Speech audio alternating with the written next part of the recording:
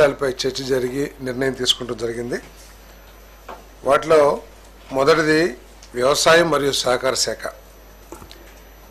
24-25 ఖరీఫ్ ధాన్యం సేకరణ కోసం అవసరమైన నిధుల్ని ఎన్సిడిసి నుంచి అంటే 700 కోట్లు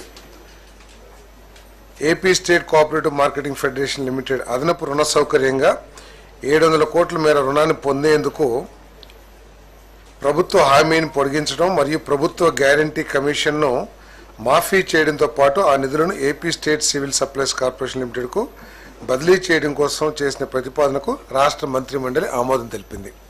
ఇదేంటంటే రాష్ట్ర ప్రభుత్వం ప్రతిష్టాత్మకంగా తీసుకున్న ధాన్యం సేకరణ దేశంలో ఎక్కడా లేని విధంగా కూటమి ప్రభుత్వం ఆంధ్రప్రదేశ్లో ప్రతి రైతుకి కూడా ప్రభుత్వం సేకరించిన ధాన్యానికి 24 గంటలు కొన్ని సందర్భాల్లో 6-7 గంటల్లోనే డబ్బులు చెల్లించిన ప్రభుత్వం ఈ దేశంలో కేవలం చంద్రబాబు నాయుడు గారి ప్రభుత్వం అనే విషయాన్ని గమనిస్తూ మరి ఇప్పటికే 6,000 కోట్ల రూపాయలని 6,200 కోట్ల రూపాయలని రైతుల ఖాతాలకి జమ చేశాం. ఎందుకంటే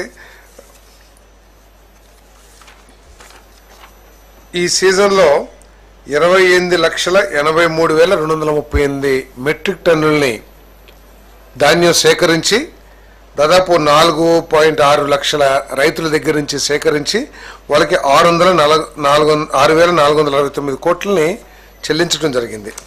ఇంకా కూడా కొంత ప్రొక్యూర్మెంట్ ఉందనే ఉద్దేశంతో ఎక్కడా కూడా రైతు ఇబ్బంది ఉద్దేశంతో మరో 700 కోట్ల రూపాయలని రుణంగా పొంది దాన్ని ఏపీ స్టేట్ సివిల్ సప్లైస్ కార్పొరేషన్కి ఇవ్వటం జరుగుతుంది. మిగిలిన ధాన్యాన్ని కూడా కొనటం జరుగుతుందని చెప్పేసి మనం చేస్తాను.